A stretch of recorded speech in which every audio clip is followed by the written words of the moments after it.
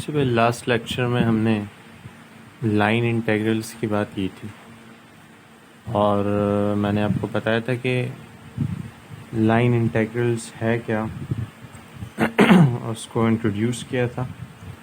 Integral along the curve है, curve पर जो इंटीग्रल्स फाइंड आउट करते हैं वो लाइन इंटीग्रल्स की डेफिनेशन में आता है। Line integral with respect to arc length find out किया जाता है और फिर उसके लिए एक मेथड है पैरामीटराइजेशन। पैरामीट्रिक इक्वेशन में उसको कन्वर्ट करके जो एक न्यू पैरामीटर होता है लाइक टी, उसके रेंज की डेफिनेट इंटीग्रल्स पर हम लाइन इंटीग्रल्स कैलकुलेट कर लेते हैं। डिफरेंट कंडीशन में उसको फाइंड आउट हम डिफरेंट तरीक़ों से कर सकते हैं। सो लास्ट लेक्चर को कंटिन्यू करते हुए जो कि लाइन इंटीग्रल्स पर थे हमारे, हम ये देखेंगे कि किसी वेक्टर फील्ड के लाइन इंटीग्रल को कैसे फाइंड आउट किया जा सकता है। वेक्टर फील्ड का लाइन इंटीग्रल, लास्ट लेक्चर में हमने स्केलर फील्ड के लाइन इंटीग्रल को भी निकालना सीखा था।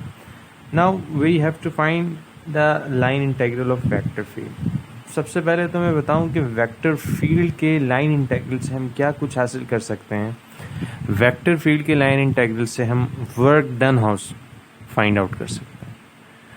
Work done when F changes. Basically एक वर्क डन डॉट प्रोडक्ट के थ्रू आपने अपने इंटरमीडिएट लेवल में सीखा होगा। फिज़िक्स में आप पढ़ते हुए आए कि एफ डॉट डी जो है डिस्प्लेसमेंट है, एफ फंक्शन है, फोर्स है। इससे आप वर्क डन फाइंड आउट करते हैं। ये वेक्टर्स के टॉपिक में मैथमेटिक्स में भी आपने पढ़ा है, फिज़िक्स में भी इसकी डेफिनेशन है वर्क डन। तो ये जो डॉट प्रोडक्ट है फंक्शन फोर्स और डिस्प्लेसमेंट का, ये वर्क डन आपको प्रोवाइड करता है। ये वर्क डन कब प्रोवाइड करता है? जब एफ फोर्स जो है वो कांस्टेंट रहे थ्रू आउट द कर्व या थ्रू आउट द सिस्टम। लेकिन अगर फोर्स चेंज होता रहे उस पूरे सिस्टम में, through out the curve force में चेंजिंग आती रहे, तो वहाँ पे जो वर्क डन फाइंड आउट किया जाएगा वो using line integral find out किया जाएगा।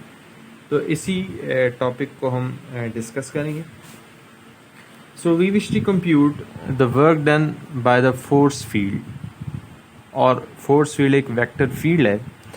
So हमें work done find out करना है using force field जो कि एक vector field है in moving particle along a curve C। और एक moving particle को consider करते हुए काम करेंगे और जो कि एक curve पे move करता हुआ जा रहा है। So we say that the work done W is the line integral along curve C, which is equal to f dot t with respect to arc length ds.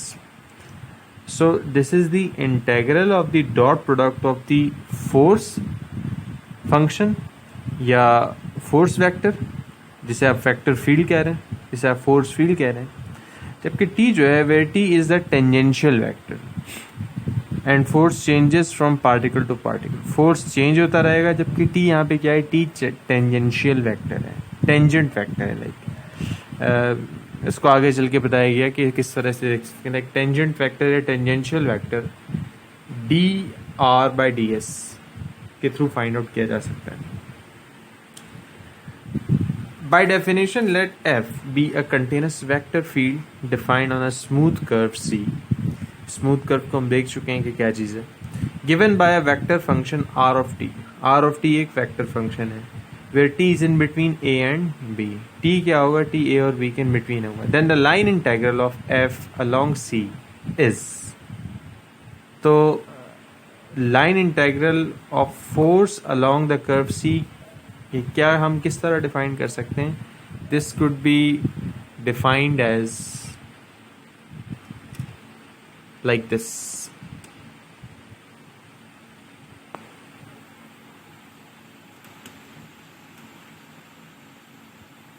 The line integral of h dot dr This is equal to the line integral of f dot t ds, and which is equal to the integral a to b function of force of r of t dot r prime of t dt. ये सबसे important factor है जो कि हमें calculation में एड फराहम करेगा. Line integral along curve with respect to dx या फिर line integral along curve that is f dot dr, ये फाइंड आउट किया जा सकता है integral from a to b f of r of t dot r prime of t dt, जिसमें r of t क्या है? r ऑफ t एक vector function है, ठीक है, विद रिस्पेक्ट टू dt, और a और b जो है ये t की रेंज है. इस vector function r of t को हम किस तरह डिनोट करते हैं? r of t is denoted as x of t i plus y of t j plus z of t k, where vector equation represent a smooth curve. और ये जो vector equation है ये किसको रिप्रेजेंट कर रहा है? ये किसी स्मूथ कर्व को रिप्रेजेंट कर रहा है. सो इस तरह आप इजीली इस लाइन इंटेग्रल को फाइंड आउट कर सकते हैं. और यही लाइन इंटेग्रल एक्चुअली आपको क्या देगा? वर्क डन देगा, वर्क की वैल्यू प्रोवाइड करेगा. Now see this problem. इस प्रॉब्लम पे अगर ज़रा सा गौर करें,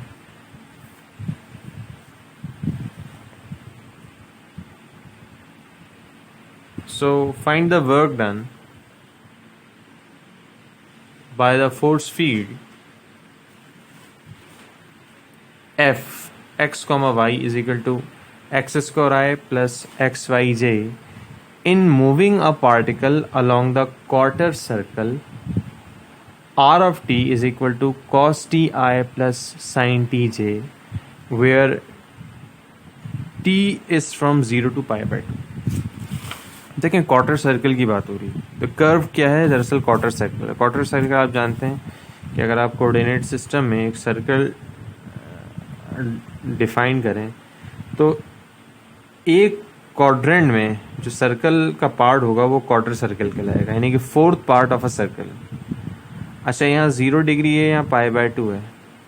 सो ये क्वार्टर सर्कल, इसकी डायरेक्शन ये होगी, चूँकि अमूमन स्टैंडर्ड ही ये एंटी क्लॉकवाइज डायरेक्शन में होता है. सो दिस फ्रॉम दिस, तो इस तरह टी की रेंज 0 से पाई बाय 2 हो जाएगी. तो यहाँ पे इसी बात को बताया गया है कि टी इज़ इन बिटवीन 0 से pi by 2. R of T quarter circle की इक्वेशन जो है इस कर्व की equation, parametric equation cos T I plus sine T J. देखने में लग रहा है ये 2 डायमेंशन है क्योंकि के एट फैक्टर नहीं है, जबकि जो फोर्स फील्ड है उस फोर्स फील्ड की वैल्यू एक्स स्क्वायर आई माइनस एक्स वाई जे है. अब करना क्या है? आपने पैरामीटराइजेशन कर देना. सबसे पहले पैरामीटराइजेशन से मुराद पैरामीट्रिक फॉर्म क्या होगी वो बताना है. अब पैरामीट्रिक फॉर्म में एक्स कॉस टी को रिप्रेजेंट कर रहा है, वाई साइन टी, यानी कि आई के साथ जो ओवरऑल कोफिशिएंट है वो एक्स को रिप्रेजेंट कर रहा है और जे के साथ जो कोफिशिएंट है वो वाई को. एक्चुअली ये एक्स नहीं है, एक्स ऑफ टी है, और ये वाई नहीं बल्कि वाई ऑफ टी है. तो X of T cos T, Y of T sine T. और आप जानते हैं कि आर ऑफ टी किसके इक्वल होता है? This is X of T I plus Y of T जे.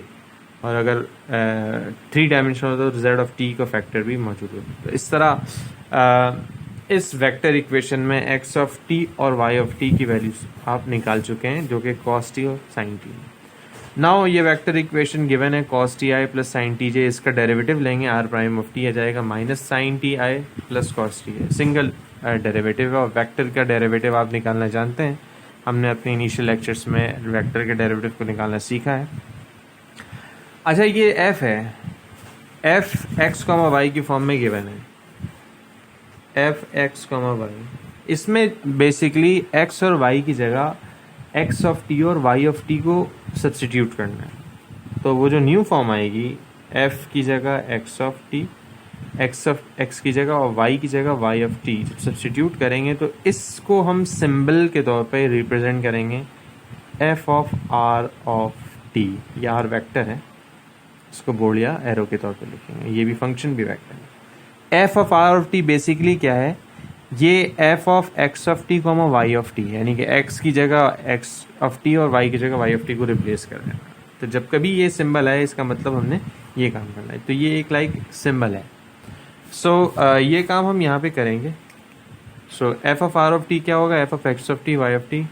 आपने क्या करना है, एफ में एक्स की जगह एक्स ऑफ टी की वैल्यू यानी कि कॉस टी को सब्सटीट्यूट कर देना है, और यहाँ एक्स और वाई दोनों की जगह कॉस टी और साइन टी को सब्सटीट्यूट करेंगे। इस तरह F of R of T की वैल्यू ये ओवरऑल सिंप्लीफाइड फॉर्म में ये आ जाएगी। ये भी एक वेक्टर है जो कि वेक्टर के फॉर्म में आपके पास आएगा। नाउ नेक्स्ट स्टेप में वर्क डन निकालना है। वर्क डन निकालने का formula integral from A to B F of R of T dot R prime of T D T. दोनों फैक्टर आ गए हैं आपके पास। ए और बी की वैल्यू 0 से पाई बाय 2 है।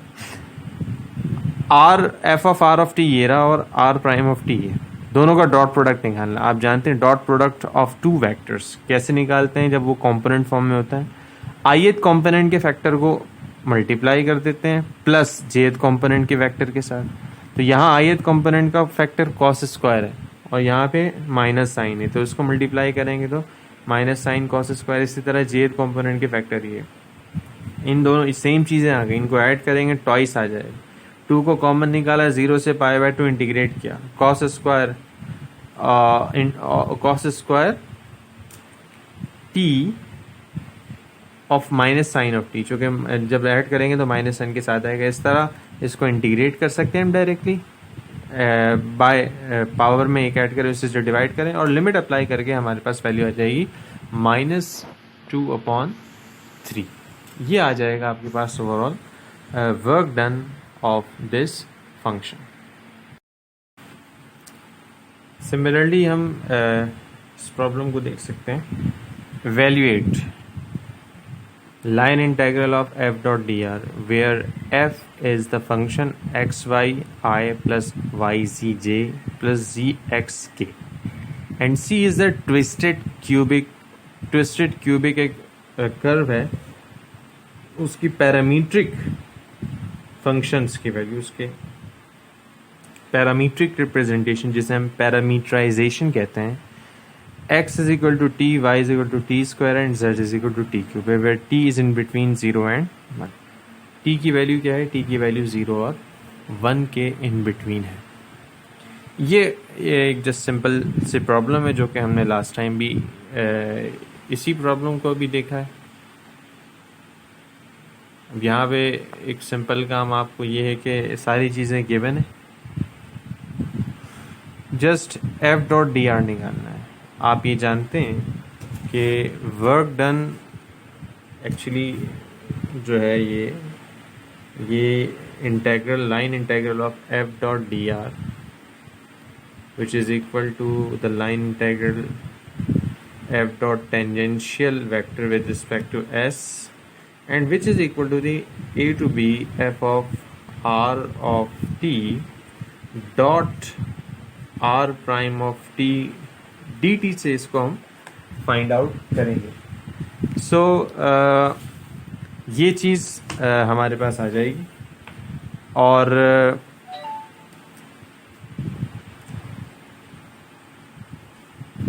इसमें हम क्या करेंगे, इसमें जो है आपने सिंपल वही काम करना है जो कि लास्ट एग्जाम्पल में भी हमने किया था।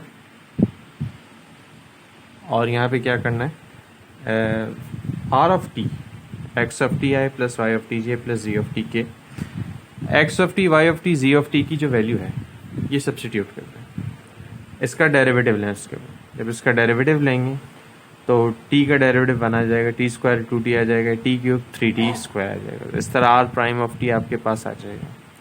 Now f of r prime of t, f of R prime of T, F of R prime of T मैंने आपको भी बताया था, जस्ट एक रिप्रेजेंटेशन है जिसमें x को x ऑफ टी से, y को y ऑफ टी से एंड z को z ऑफ टी से रिप्लेस करना है। So we say that here just आपने क्या करना है, फंक्शन ये है आपके पास x y z, इनकी जगह सब्सटीट्यूट करना है। सिर्फ जब सब्सटीट्यूट करेंगे एक्स वाई जी की जगह, तो ये आपके पास क्या आ जाएगा, T cube I plus T five J plus T four के ओवरऑल आफ्टर सिंप्लीफाइड फॉर्म। इस तरह आपके पास आर प्राइम ऑफ टी भी आ जाएगा और F of R of T आ जाएगा। नाउ नेक्स्ट स्टेप में एफ डॉट डी आर, जो कि इक्वल होता है integral from A to B F of R of T dot R prime of T D T. बाकी डॉट प्रोडक्ट का सारा काम जो ओवरऑल लास्ट एग्जाम्पल में किया था इसी तरह करेंगे। ये दोनों वैल्यूज़ आपके पास जो वेक्टर्स हैं, आर प्राइम ऑफ टी भी एक वेक्टर है और F of R of T भी एक वेक्टर है, जो कि पैरामीटर टी की फॉर्म में। तो विद रिस्पेक्ट टू टी इसे इंटीग्रेट कर दें और लिमिट्स 0 to 7 तक यहाँ पे अप्लाई कर दें। तो इस तरह आपके पास आफ्टर सिंप्लीफाइड फॉर्म में जब आप डॉट प्रोडक्ट निकालने के बाद इंटीग्रेट करेंगे from 0 to 1, you will get the scalar value that is 27/28। ये सिंपल नंबर आपके पास आ जाएगा जो कि इस प्रॉब्लम को आप सॉल्व कर कीजिए। तो आप line integral of vector field इससे फाइंड आउट कर सकते हैं, प्लस वर्क डन भी फाइंड आउट किया जा सकता है। तो ये दोनों काम इस लाइन इंटेग्रल के थ्रू काम किया जा सकता है। What of the relation between the line integral of vector and scalar fields? Vector और स्केलर फील्ड के लाइन इंटेग्रल के दरमियान एक जो रिलेशन हम जनरेट कर सकते हैं is actually what, if F is a vector field या वेक्टर फंक्शन, कोई भी फोर्स होगा एंड उसकी value P I plus Q J plus R K, जिसमें पी क्यू आर कोई भी स्केलर फंक्शन हो, then to compute line integral along curve C. तो जब हमें line integral along curve C find out करने को दिया जाए, in that case so that is equal to F dot D R and which is equal to the line integral of P D X plus Q D Y plus R D Z. ये overall scalar field है आपकी। सो इस तरह आप इस line integral को आप using this condition find out कर सकते हैं। ये हम पहले भी बात कर चुके हैं। इसका मतलब क्या होता है कि जब कभी इस तरह की चीज़ लाइन इंटेग्रल में आ जाए, P D X plus Q D Y plus R D Z, इसको हम कैसे देख सकते हैं? इसको हम C P D X plus line integral C Q D Y plus line integral C R D Z, इसका मतलब ये होता है। जस्ट ये एक रिप्रेजेंटेशन है उसके सर। बाकी ये line integral of scalar function के इक्वल आ जाएगा। पी कोई भी स्केलर वैल्यू होगी, कोई भी फंक्शन होगा, वो बाई वेरिएट हो सकता है, वो यूनिवेरिएट हो सकता है, वो ट्राई वेरिएट, एक्स की फॉर्म हो सकती है, एक्स वाई हो सकता है, एक्स वाई जी हो सकता है, जो कि 3 डायमेंशनल है। So just line integral find out करना है ऑफ स्केलर फंक्शन का, जो कि आपने सीखा है लाइन इंटेग्रल के लास्ट लेक्चर में। आपने देखना है कि किस तरह इसको फाइंड आउट किया जाता है। सो इन दैट केस हम इसके थ्रू भी वेक्टर फील्ड के लाइन इंटेग्रल को फाइंड, तो वेक्टर फील्ड के लाइन इंटेग्रल को using scalar condition find out कर सकते हैं। सो यहाँ पे इसी रिजल्ट को डिनोट किया गया है। Now problem, next problem is with regard to the condition, find the work done by the force field F, and the force field is given by this function, 2 dimension है with I और J factor है, on a particle that moves along a parabola, और जो particle है वो parabola के गिर्द घूम रहे हैं। पैराबोलिक कर्व आप जानते हैं, एक पार्टिकल है वो पैराबोला के गिर्द घूम रहे हैं, यानी कि मूविंग पार्टिकल है। अच्छा, सबसे पहले तो हमें पता होना चाहिए पैराबोलिक इक्वेशन क्या होती है। Parabolic equation like y is equal to X square, ये एक पैराबोलिक इक्वेशन है, पैराबोलिक कर्व है। अच्छा, इसका अपना एक पैरामीट्रिक फैक्टर है। पैराबोला में जो x ऑफ t होता है वो t के इक्वल होता है, और जो y ऑफ t होता है वो t स्क्वायर के इक्वल। अगर यहाँ पे y is equal to 4a square, 4a का फैक्टर ना हो तो सिंपल पैरामीटराइजेशन इसकी ही होती है। ये आपको पता होनी चाहिए कि पैराबोला के फैक्टर्स क्या होते हैं। जनरली पैराबोला के फैक्टर्स ए टी और ए टी स्क्वायर होते हैं, ए टी और ए टी स्क्वायर। तो यहाँ पे ए का फैक्टर 1 है, तो इस तरह parabolic parameterization X of T T होगा, Y of T T square हो जाएगा, Y is equal to X square की कंडीशन में हम ये पैरामीटर्स यूज़ करेंगे। So we say that Y is equal to X square, this is from -2,4 to 1,1। ये दो पॉइंट हैं जहाँ से पैराबोला डिफाइंड है। -2,4 से लेके 1,1 तक पैराबोला डिफाइंड है। ये एक कर्व है और इस कर्व पर ये फंक्शन, ये फोर्स किसी पार्टिकल को मूव करवा रहा है। अब इसके वर्क डन को फाइंड आउट करने की, इस पार्टिकल ने इस पॉइंट से इस पॉइंट तक मूवमेंट के दौरान कितना वर्क किया है, इसको हम क्या करेंगे, इसको हम using line integral find out कर लेंगे। अभी हमने सीखा है। सबसे पहले तो इसकी पैरामीटराइजेशन आप बता दें। ये आपको पता होने चाहिए कि जो स्पेशल कुछ एक स्टैंडर्ड फैक्टर्स हैं उसके पैरामीट्रिक कर्व्स कैसे होते हैं। The parameterization of parabola is x is equal to T and y is equal to T square. T की रेंज -2 से 1 है। ये कैसे फाइंड आउट किया है, इसको देखने के लिए ज़रा सा देखें। हमने क्या किया, जो पैरामीटराइजेशन है x और y की वैल्यू, इसमें इन पॉइंट्स को सब्सिट्यूट किया। स्टार्टिंग कहाँ से, -2,4 से है, तो पहले हम x की वैल्यू -2 और y की वैल्यू 4 लेंगे। x की वैल्यू -2 और y की वैल्यू 4 लेंगे और सब्सिट्यूट कर देंगे पैरामीट्रिक फैक्टर की जगह यहाँ x और y की जगह। तो चूंकि ये -2 x को रिप्रेजेंट कर और 4 y को, तो इस तरह सब्सिट्यूट करेंगे तो t की एक वैल्यू आएगी -2 और t की दो पॉसिबल वैल्यू आएगी +-2, यानी कि t एक आ रहा है +2 और एक आ रहा है -2। इन पॉइंट से t की दो वैल्यू आ रही है +2 और -2। अच्छा, जो दूसरा पॉइंट है 1,1, इसको जब हम यूज़ करेंगे तो इसके सब्सिट्यूट करने पे हमें t की वैल्यू 1 और +-1 मिलेगी, यानी कि दो फैक्टर यहाँ भी आ रहे हैं +-1। अब इसमें थोड़ा सा अगर और करें तो स्टार्टिंग इस पॉइंट से हो रहा है, इसकी मिनिमम वैल्यू -2 है, इसका मैक्सिमम 2 है, और एंड हो रहा है 1 पे 1,1 पे। इसका मिनिमम -1 है, उसका मैक्सिमम 1 है। तो ये तो पॉसिबल नहीं है कि 2 से स्टार्ट हो और 1 पे ख़त्म हो, चूँकि जो पैरामीटर की वैल्यू होती है वो इंक्रीजिंग ओरिएंटेशन के थ्रू डिफाइंड होती है, यानी कि वैल्यू इंक्रीज हो रही होती है। यहाँ पे ऐसा नहीं होगा कि हम 2 से स्टार्ट करें 1 पे आए, 2 से स्टार्ट करें -1 पे, तो मिनिमम वैल्यू तो -2 हो जाएगी। तो t की मिनिमम वैल्यू इसलिए यहाँ पे -2 है। अब मैक्सिमम वैल्यू है 2 हो सकती है, चूँकि -2 से -1 भी जा सकते हैं और -2 से 1 पे भी जा सकते हैं। तो हम मिनिमम टू मैक्सिमम जाएंगे, तो इस तरह मिनिमम वैल्यू -2 और मैक्सिमम वैल्यू 1 हो जाएगी। सो इस तरह t की वैल्यू जो है -2 to 1 काउंट हम कर लेंगे, तो ये बेसिकली पैरामीटर्स की रेंज हो जाएगी, जो कि इम्पॉर्टेंट है। तो सबसे पहला काम आपका ये होता है कि अगर पैरामीटराइजेशन या पैरामीट्रिक फंक्शंस गिवन नहीं है तो पैरामीटराइजेशन के थ्रू आप x और y की वैल्यू और इसकी रेंज पता कर लें।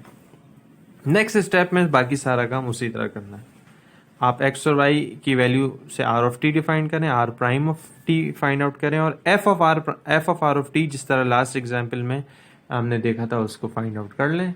और एट दी एंड उसी तरह f डॉट डी आर, यानी कि a to b f r of t dot r prime of t dt से आप जब वर्क डन फाइंड आउट करेंगे तो उसकी वैल्यू हो जाएगी 3। तो इस तरह आप वर्क डन फाइंड आउट कर लेंगे फ्रॉम -2 to 4 to 1,1।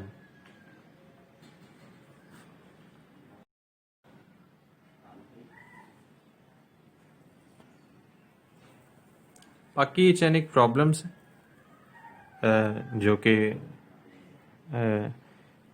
इसी लाइन इंटीग्रल के टॉपिक से रिलेटेड है, इन्हें ट्राई कीजिएगा। इस पहली प्रॉब्लम में हमें लाइन इंटीग्रल फाइंड आउट करने को कह रहे हैं, जिसमें c जो है ये कर्व, इसकी parametric equation x e to the power t के इक्वल है, y और z की वैल्यू गिवन है और t की रेंज है 0 से 1। ठीक है, इसी तरह पार्ट 2 जो है इस लाइन इंटीग्रल को फाइंड आउट करने को कह रहे हैं।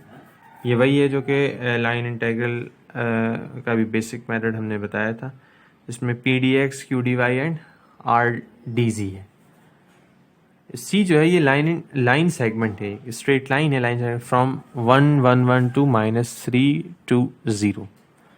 ये 2 पॉइंट के थ्रू ये सी जो है ये लाइन सेगमेंट लाई कर रहा है। ठीक है, सो इस तरह आप लाइन इंटीग्रल को फाइंड आउट कर लेंगे। नेक्स्ट क्वेश्चन नंबर 3 में find the work done. Work done find out करने को कह रहे हैं। वर्क डन फाइंड आउट करने के लिए find the work done if particle moves along the curve C parameterize by, इसके पैरामीट्रिक फॉर्म है, जबकि subject to the force function ये है, इसका फोर्स फंक्शन ये गिवन है। ये हो गया आपके पास।